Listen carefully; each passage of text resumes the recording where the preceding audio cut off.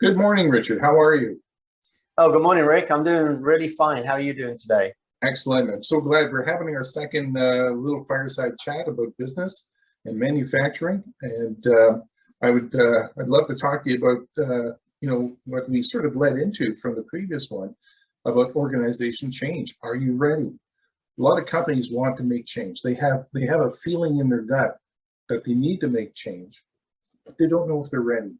And I think there's a few things I'd like to share with you in the community about what I feel is important to be ready for change. Otherwise, it could be a failure.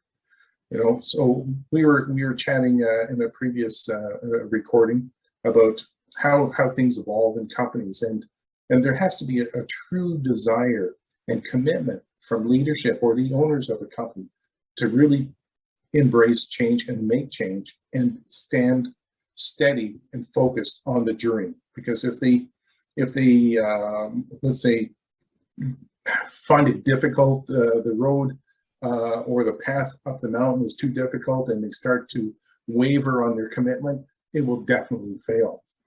It's not going to be, change is not easy in any sense. I mean, you need to have very clear company vision and mission statement of the product and the service that you offer. That has to be clear throughout the whole company. Is the company needing to grow, or is it at a satisfactory level but isn't functioning very well? There's a whole bunch of whys and hows that has to be assessed before a company decides to really make some change. Companies really need to have their company under control. Manufacturing is our world and our background. Are the processes in line? Are the job descriptions and the employees' role and responsibilities in the company well defined? How is this change going to improve people's work life in the environment? Because in the end, if it doesn't improve your staff's and workers' work life, what incentive is there for change, and why is that going to be better for the company anyway?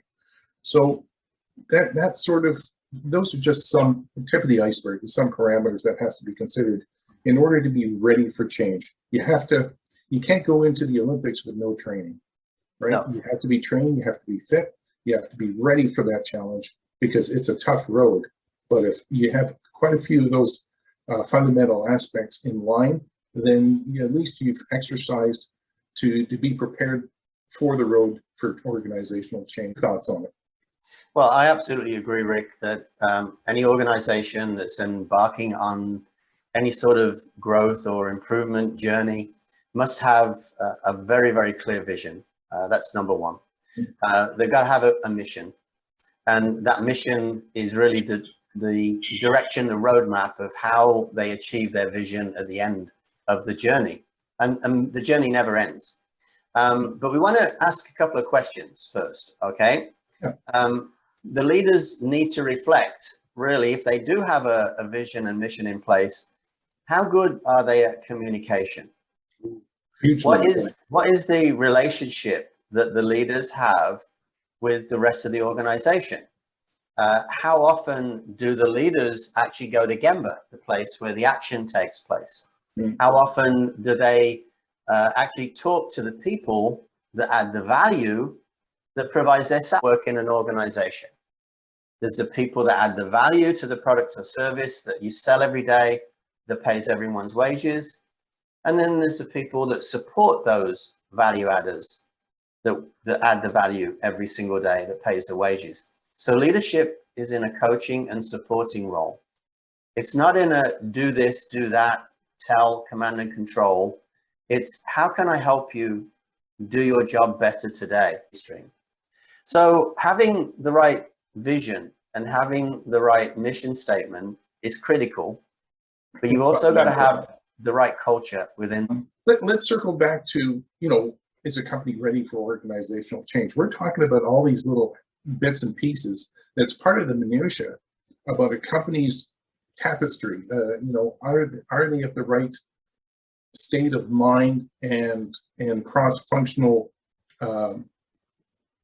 functionality, if you will, to be able to make a step change within the company whether you're changing an ERP system or how you manufacture, or what is the goals of the company. Everything we've been talking about has to actually have some order and a level of order with the right mindset. And that, I think that's right. Well, here's the other thing as well. I remember, I think it was back in 2008, AME had a conference that was based around Jim Collins' book, Good to Great, which was, it's a phenomenal book. And the two main themes out of that, that organizations can take away with them is, number one, you got to get the right people on the bus. So you have to have the right people in your team. Now, once you've got the right people in your team, you've got to put them in the right seats. So it's interesting when you look at companies that are thriving and they're improving on a daily basis, they've got the right people on the bus and they've got the people in the right seats. You look at the companies that are struggling, even though they might have the right people on the bus, they're in their wrong roles.